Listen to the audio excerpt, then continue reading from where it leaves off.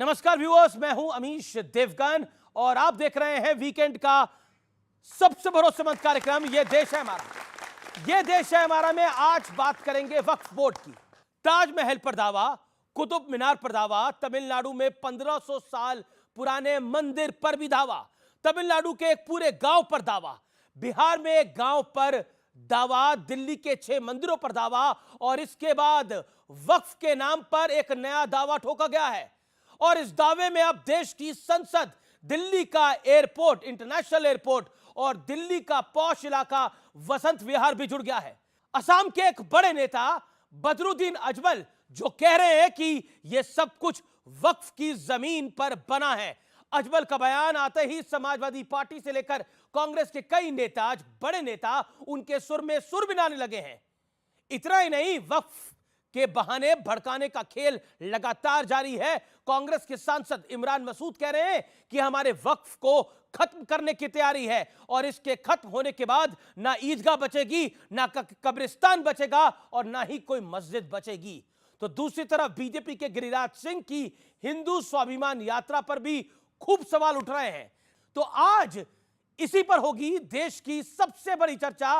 Weekend के सबसे धारदार कार्यक्रम ये देश है हमारा में वक्फ के कानून की आखिरकार जरूरत इस समय क्यों है।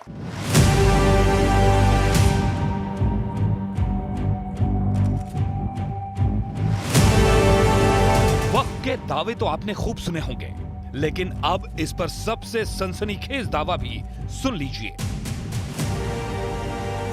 पार्लियामेंट है, वो खुद भी पूरा का पूरा इलाका, वसंत विहार का पूरा इलाका, एयरपोर्ट तक, एयरपोर्ट भी यही वक्फ के प्रॉपर्टी के ऊपर बनाया गया। ये आ गए, इसके साथ इनको नहीं खेलना चाहिए। और इस बयान के बाद भड़काने, उकसाने और सियासी आर पार का दौर शुरू हो गया। हमारे वक्त को खत्म करने की तैयारी है तो ना ईदगाह बचेगी, ना कब्रिस्तान बचेगा, ना खानगाह बचेगी, ना कोई मस्जिद बचेगी। हमारे प्रदेश के मुख्यमंत्री कहते हैं कटोगे तो कटोगे। क्या तुम्हारी समझ में नहीं आ रहा है कि वो क्या बोल रहे हैं? पहले शिकार हम हुए, अगले शिकार आप होगे। बदरुद्दीन अजमल साहब एक जिम्मेदार इंसान है।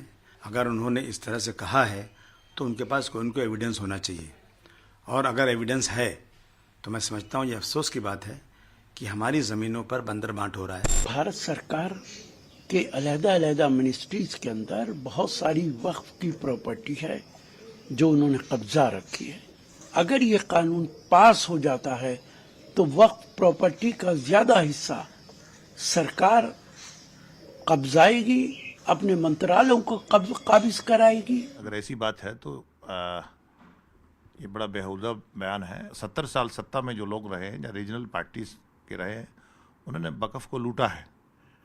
देश के वजीर आज़म ने, हमारा एक ही मकसद है कि ट्रांसपेरेंसी रहे और जिन लोगों ने इसको लूट खसूट करा है उसको अकाउंटेबिलिटी पे लाया जाए। ये रायसीना हिल्स जो है, ये रायसीना गांव था जिसमें ज़्यादातर पिछड़े समाज के लोग रहते थे, गुर्जर ज़्यादा संख्या में थे। इसकी रिसर्च करनी चाहिए, दोबारा स्टेटमेंट अजमल साहब को इस पे जारी करना चाहिए। पुराने व्यक्ति हैं, वरिष्ठ आदमी हैं, अगर वो ऐसा कह रहे हैं तो आई थिंक उनके पास साक्ष्य होंगे। साक्ष्य हैं तो जेपीसी के सामने रखें। जेपीसी देश भर से सुझाव आमंत्रित कर रही है। अब जरा तथ्यों की भी बात कर लेते हैं। दिल्ली वक्फ बोर्ड सूत्रों के मुताबिक उसके पास नई संसद और एयरपोर्ट से जुड़ा कोई दस्तावेज मौजूद नहीं है, लेकिन वक्फ को लेकर एक और बड़ी सियासत चल रही है। वक्फ पर बनी जेपीसी की बैठक में कर्नाटक अल्पसंख्यक आयोग के पूर्व अध्यक्ष अनवर मणिपेडी ने कांग्रेस अध्यक्ष मल्लिकार्जुन खड़गे पर वक्फ की संपत्ति हड़पने का आरोप लगा दिया। वक्फ बोर्ड पूरे हिंदुस्तान में जमीन हड़पता है और मल्लिकार्जुन खड़गे ने उनकी जमीन हड़प ली है। ये कांग्रेस पार्टी में खाली हड़पा हड़पी चल रही है।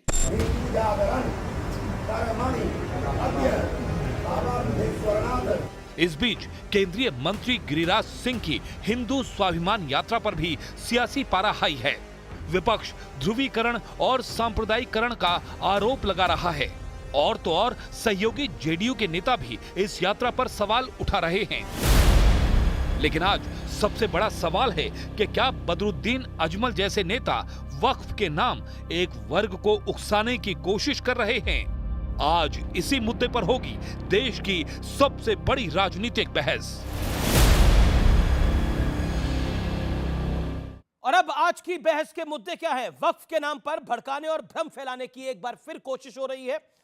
वक्फ की डिमांड बेलगाम हो गई है। नए कानून का अभी यही सही वक्त है। और क्या सियासी फायदे के लिए समाजवादी पार्टी हो या फिर कांग्रेस, वो बदरुद्दीन अजमल के समर्थन में आ गई है, जो कह रहा है कि भारतीय संसद भी वक्फ की जमीन पे बना है और दिल्ली का एयरपोर्ट भी। चौथी बात और चौथा मुद्दा, वक्फ और बीजेपी की हिंदू जागरण स्वाभिमान यात्रा जो है, उसके पीछे पोलराइजेशन का इशू है, यानी ध्रुवीकरण का मुद्दा है। तो ये